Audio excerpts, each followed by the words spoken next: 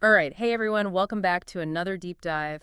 Today, we're tackling a topic that I think a lot of people struggle with: the habits and mindsets that can keep people stuck in poverty. Yeah, it's a tough one, but so important to talk about. Absolutely. So, we're going to be drawing from this really interesting video called Texto Colado that lays out like 15 reasons why people stay poor. And let me tell you, this video, it doesn't hold back. It's pretty blunt, but the insights are super valuable. Totally. Sometimes you need that dose of reality to shake things up. For sure. Okay, so one of the things that really jumped out at me from this video was the idea that, like, taking financial advice from broke people can actually hold you back. It might seem kind of obvious, but I mean, how many of us have, like, gone to friends or family for money advice, even though they might be struggling themselves? Right. It's like that saying, those who can't do, teach. But when it comes to money, it's so important to learn from those who have actually achieved what you want. Yeah, it's like you wouldn't ask someone who's never run a marathon for training tips, right? Yeah. So why would you take financial advice from someone who's not exactly financially thriving? Makes sense. Okay, so another concept from the video that I found fascinating was this idea of the uh, Red Queen's race to describe that feeling of constantly trying to keep up with the Joneses. Oh, yeah. I remember that from Alice in Wonderland. It takes all the running you can do to stay in the same place. Exactly. And it's such a perfect metaphor for how so many people approach money. They're working harder, spending more, but they're not actually getting ahead. They're just like staying afloat. It's like running on a treadmill, right? Yeah. You're putting in all this effort, but you're not really going anywhere. Totally. And the central argument of this video is that staying poor is often a choice. Like, it's not just about circumstances, it's about the choices we make and the mindsets we hold on to. Right. It's about those habits and patterns of thinking that can keep us stuck. Exactly. So let's dive into those 15 reasons, starting with this first one. Taking bad money advice.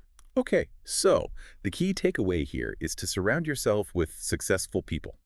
Not to be snobby or anything, but to learn from those who have achieved the level of financial success you want. Yeah, it's about finding those mentors and role models who can show you the way, right? Exactly. Because if you're constantly taking advice from people who are struggling financially, you're more likely to end up struggling too. You got to shift your perspective and expose yourself to different ways of thinking about money. Right. Okay, so moving on to reason number two: gambling lottery mentality. I think this one really highlights how important it is to take control of your finances and not just rely on luck. Totally. It's about understanding that building wealth is about making smart choices and taking calculated risks, not about hoping for a quick fix. It's like that saying, luck is what happens when preparation meets opportunity. Right. So instead of buying lottery tickets, maybe invest that money in yourself or your business. Exactly. Create your own luck. I love that. Yeah. Okay, number three is a big one: spending on wants versus needs. The video talks about how companies are constantly marketing to us, trying to make us feel like we need all this stuff that we really don't. Oh, for sure. It's like we're constantly bombarded with messages that tell us we need to buy more, upgrade, have the latest gadgets. Right. And it's so easy to fall into that trap, especially with all the buy now, pay later schemes and all that. Yeah, you got to be really mindful and ask yourself, do I really need this or do I just want it? And be honest with yourself. Really? Yeah. Totally. Okay, so the next one is not tracking expenses. The video basically says you can't manage what you don't measure. Which makes a lot of sense. I Right. mean, how can you make informed decisions about your money if you don't even know where it's going? Right. If you don't track your spending, it's like driving a car with your eyes closed. You might get somewhere, but you're probably going to crash. That's a great analogy. So what do you recommend? Like, what's a good way to start tracking expenses? Well, there are tons of apps and tools out there that make it super easy. You can connect your bank accounts and credit cards, and they'll automatically track everything for you. Cool, cool. I'll have to check some of those out. Okay, so reason number five is a tough one: spending money you don't have. This is where things start to get a little uncomfortable. The video actually calls debt modern day slavery. Yeah, that's pretty intense. But I think it makes a really powerful point. When you're in debt, you're essentially working for someone else, paying off interest instead of building your own wealth. Right, and it can be really, really hard to break free from that cycle. It is, but it starts with changing your mindset and your habits. Instead of reaching for that credit card, ask yourself, can I really afford this? Can I afford to buy this twice? Buy this twice. I like that. That's a good one to remember. Okay, so moving on to reason number 6, keeping up appearances, which kind of tats back to that Red Queen's race idea we were talking about earlier. Yeah. Yeah, it's about spending money to impress other people instead of, spending it on things that truly matter to you. Like that big fancy wedding that puts you in debt for years, or the expensive car you can barely afford just to keep up with the Joneses. Right. And it's so easy to get caught up in that, especially with social media and everything. Everyone's always trying to project this perfect image, but it's all just a facade. So how do you break free from that? Like how do you stop comparing yourself to everyone else and focus on what truly matters to you? That's a big question. I think it starts with, being really honest with yourself about your values and your priorities, Yeah. what truly matters to you. That's a good one to ponder for sure. Okay, so moving on to reason number 7, having only one source of income.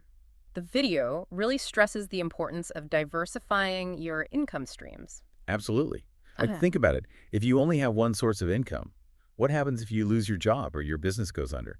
You're kind of stuck, right? Makes sense. So the video suggests having, at least three sources of income, ideally more. That way, if one dries up, you've got others to fall back on.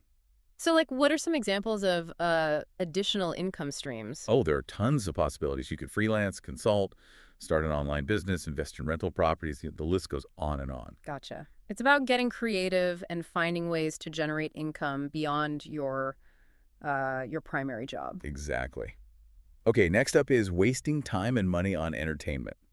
Now, this doesn't mean you can't ever have fun or enjoy yourself. Right. It's not about depriving yourself. Exactly. But it's about being mindful of how you're spending your time and your money. Like, are you using entertainment to escape from reality or to actually enrich your life? That's a good question to ask yourself. Like, are you spending hours scrolling through social media or binge watching TV, or are you doing things that actually bring you joy and help you grow? Right. And it's not just about the money you're spending on entertainment. It's also about the time you're investing. Could you be using that time to, learn a new skill, work on a side hustle, or build meaningful relationships? Yeah, time is money, as they say. Exactly. Okay, so number 9 is thinking short-term versus long-term.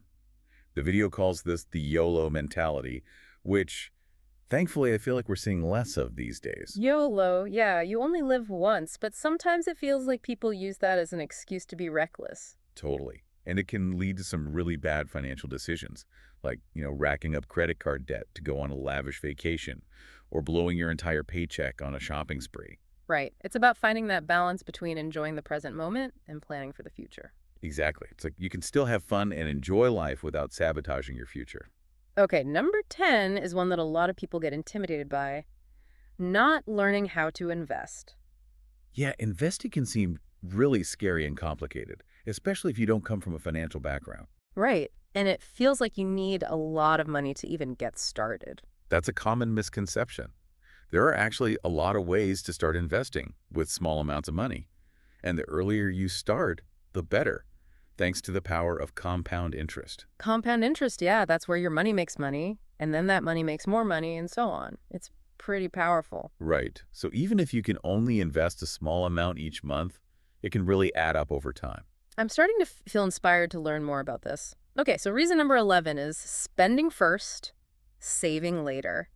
This is something I think a lot of people struggle with. It's like we pay all our bills and expenses, and then if there's anything left over, we save it. Yeah, that's the classic paycheck to paycheck cycle.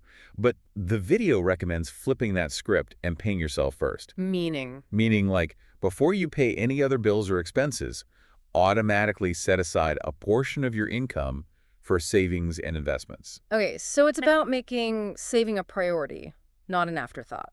Exactly. And, Yeah. it doesn't have to be a huge amount. Even if you can only save 10% of your income, that's better than nothing. And as your income grows, you can increase your savings rate. Makes sense. Okay, number 12 is a big one. Paying too much in taxes. This is where I kind of start to zone out because it's all so complicated. I hear you. Taxes can be a real headache.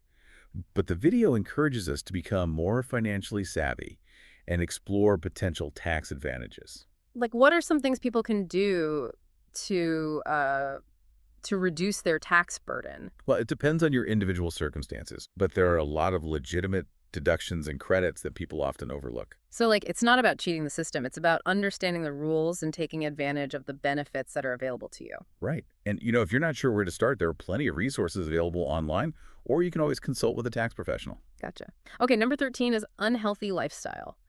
This one might seem a bit out of place, but the video makes a really interesting connection between our health and our wealth. Right. It's like if you're not taking care of your physical and mental health, it's going to impact your ability to earn money, be productive, and make smart decisions.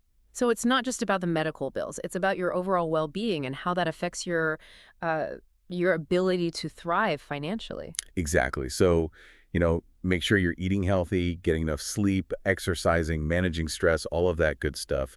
It's an investment in yourself and your future. Okay, number 14. Wanting money to be easy and fast. This one kind of hits on that get-rich-quick mentality that's so prevalent in our society. Oh, for sure. Like, we're constantly bombarded with ads and social media posts that promise overnight success and easy money.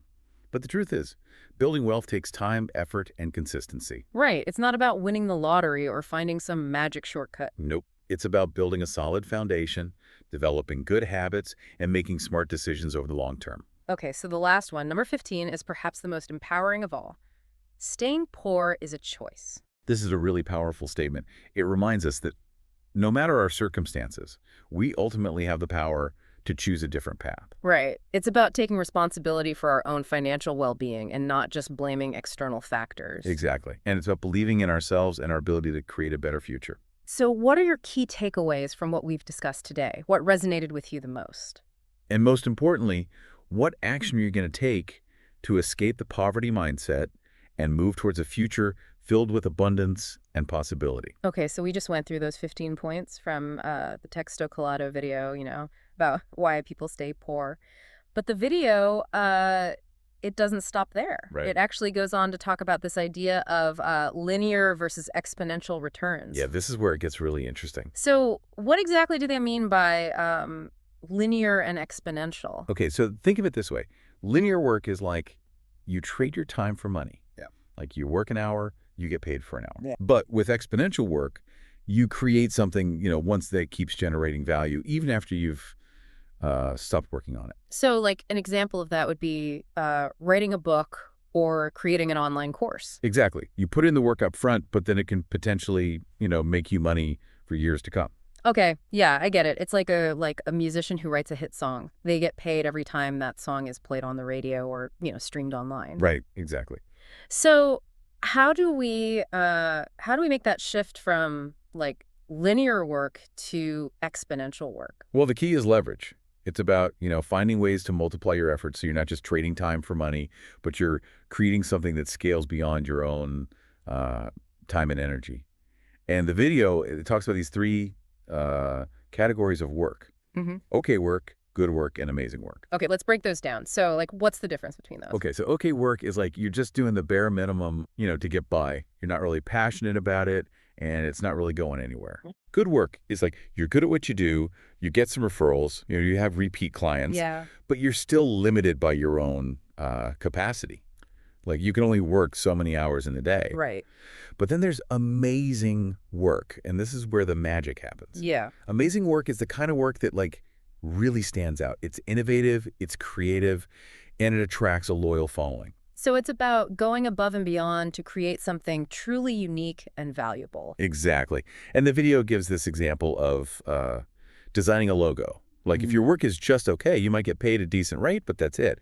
But if you create something truly exceptional, it can become, an iconic brand that generates income for years and years. Okay, so how do you know if your work is amazing? Like, is there a formula or something? Well, there's no, magic formula. Yeah. But the video points out that amazing work tends to be nonlinear, meaning it has a ripple effect. It gets shared and talked about, extending far beyond your initial reach. So it's something that people connect with and want to share with others. And in a way, like, the work kind of markets itself. Right. Okay, that makes sense. So this is all very inspiring, but the video ends with this kind of funny challenge. They say, rid yourselves of the habits mentioned in this video and write the word money in the comments. Yeah, I saw that. It's kind of silly, but I think it highlights this idea that, it's not enough to just listen to this stuff. You got to actually put it into practice. Absolutely. It's about taking action and, making those changes in your life.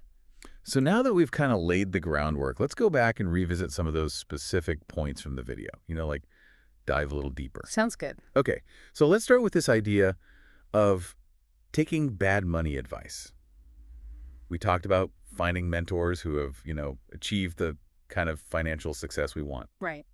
But where can we actually find these mentors? Like, especially if we don't know anyone personally who fits the bill. Yeah, that's a good question. I think there are a lot of resources out there these days. Like you could join industry groups or professional organizations related to your field. Yeah, those are great. They often have like networking events and mentorship programs where you can connect with, more experienced people. And don't forget about online platforms. Like LinkedIn has a mentorship feature where you can connect with people in your field. Oh, yeah, that's a good one. And, even just reading books by successful people can be really helpful. It's a way to like learn from their experiences and get insights into that mindset.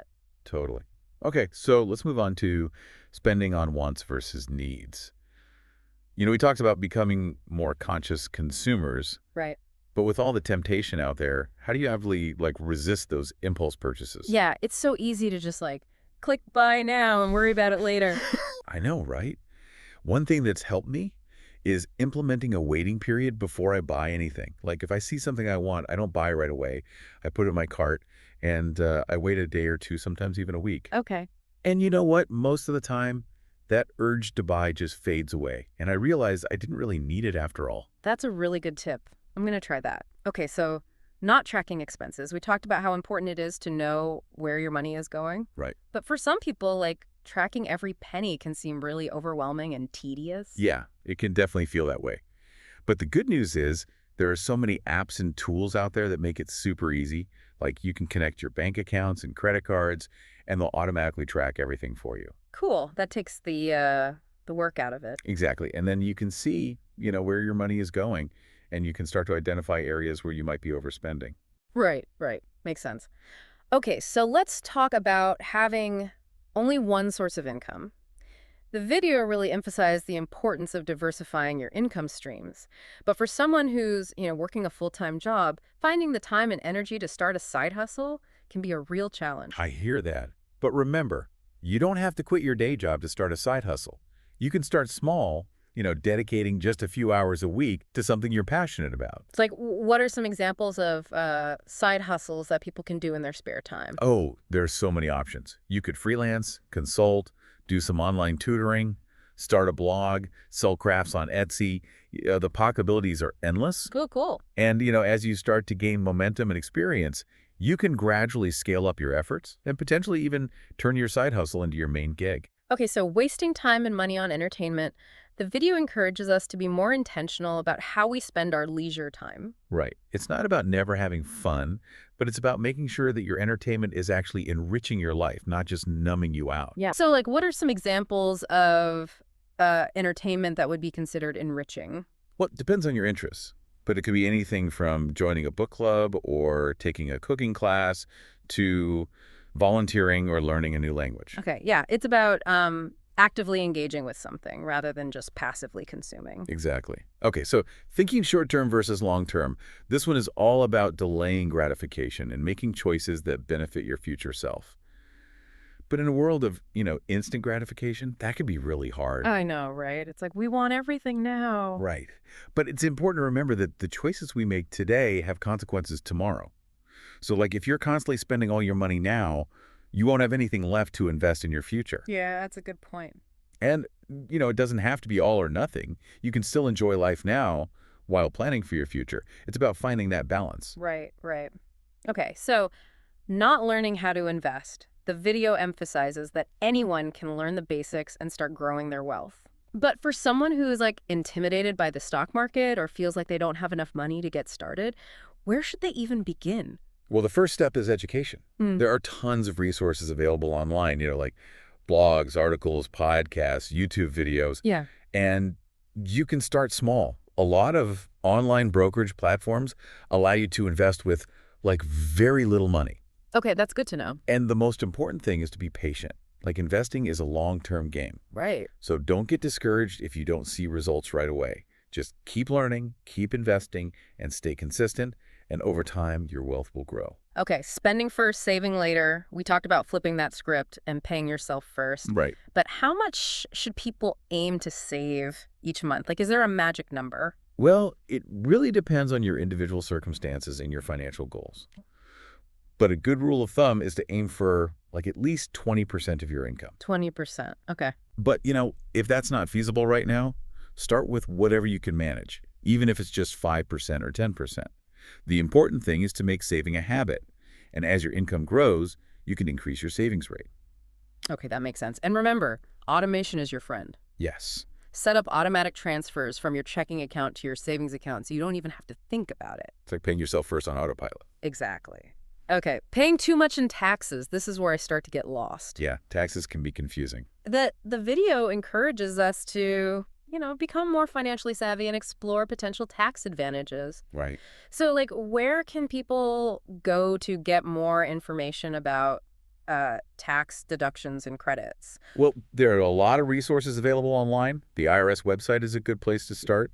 And there are also tons of books and online courses that can help you understand the basics. Okay. And, if your financial situation is more complex, it might be worth consulting with a tax professional. Gotcha.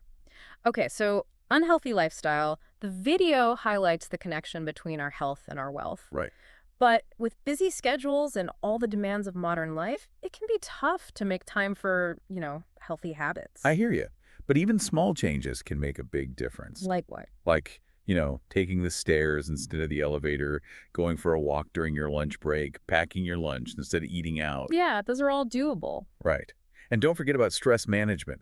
Stress can really take a toll on your health, both physical and mental. That's a good point. So find healthy ways to manage stress, like exercise, meditation, spending time in nature, whatever works for you. Okay, so wanting money to be easy and fast, the video debunks the get-rich-quick mentality and emphasizes that building wealth takes time and effort. Right. But how do you stay motivated when you're not seeing results right away? That's a good question. I think it's important to remember why you're doing it. Like, what are your goals? What do you want to achieve? Yeah. And, it's helpful to surround yourself with positive people who support your goals. Right. And celebrate your wins along the way, no matter how small. Okay, and finally, staying poor is a choice. The video reminds us that we have the power to choose a different path. Right. But how do you cultivate that sense of empowerment, especially if you've been struggling financially for a long time? Well, I think it starts with shifting your mindset. Mm-hmm. Like, instead of focusing on what you don't have, focus on what you do have. Mm-hmm. Your skills, your talents, your experiences. Yeah. And it's okay to ask for help. There are a Yeah. lot of resources available to people who are struggling financially. Right. Like, don't be afraid to reach out to a financial advisor or a credit counselor or, even just a trusted friend or family I'd member. say you don't have to go through this alone. Yeah. Okay, so before we wrap up this part, I want to circle back to this idea of linear versus exponential return. Okay. We talk about, the power of leverage and finding ways to multiply your efforts. But what are some specific examples of how we can apply this concept in our own lives? Yeah, that's a good question. Like, how do you actually make that shift from linear to exponential? Okay, so it really depends on your individual skills and interests. But let's say you're a writer. Okay. You could leverage your writing skills to, create an online course or write an ebook or even start a blog or newsletter. Gotcha. If you're a designer, you could create, digital products or templates that you can sell online. Right. And if you're a teacher or coach, you could create like online courses or group coaching programs that can reach a much wider audience than you could through, one-on-one services. Yeah, I see what you mean. It's about finding ways to package your knowledge and skills in a way that can be scaled. Exactly. Okay, this is all very exciting, but it also sounds like a lot of work. It is. It's like building a successful business or side hustle. It takes, time and effort and consistency. Absolutely. Yeah. And, you're probably going to make mistakes along the way. Yeah, for sure. But the key is to, keep learning, keep iterating, and don't give up. Right, right. So as we wrap up this part of our deep dive, I want to leave our listeners with a challenge. Okay, I like it. Think about one specific action you can take this week to apply one of the principles we've discussed today. Maybe it's, reaching out to a potential mentor or setting up an automatic savings transfer. Or even just, spending 30 minutes researching different investment options. Right, exactly. It It, doesn't have to be a huge thing, just one small step in the right direction. And remember, progress, not perfection. absolutely. All right, so welcome back to the final part of our deep dive. I feel like we've covered so much ground today. Yeah, it's been a lot to process. We've gone deep into those 15 reasons why people stay poor. And then we explored this whole idea of shifting to an exponential mindset. Right, right. And I think what's really stood out to me throughout this whole conversation is like how interconnected it all is. It's not just about money. It's about our beliefs and our habits and our health, even our relationships. Like it all kind of ties together. Yeah, totally. Like your financial well-being, it's not just like this separate thing. It's part of this bigger picture. Yeah. It's about your whole life. Exactly. And escaping the poverty mindset, it's not just about like making more money. It's about like this whole shift in how you view abundance and well-being. Right. Like it's about realizing that you're worthy of abundance and that you have the power to create a life that you love. Absolutely. So as we wrap up this deep dive, I'd love to hear from you. Like, what's one thing that really resonated with you today? What's one action you're gonna take to like break free from those limiting beliefs or habits that might be holding you back? Yeah, we want to hear from you. Like, what are your takeaways? What are you struggling with? What are you excited about? Exactly. Share your thoughts with us on social media. Um, join the conversation. We're all in this together. And remember, even like one small step can make a huge difference. Totally. It's about progress, not perfection. Hmm. Like, keep learning, keep growing, keep taking action, and never stop believing in yourself. Couldn't have said it better myself. So that's it for today's deep dive. Thanks for joining us, and we'll catch you next time.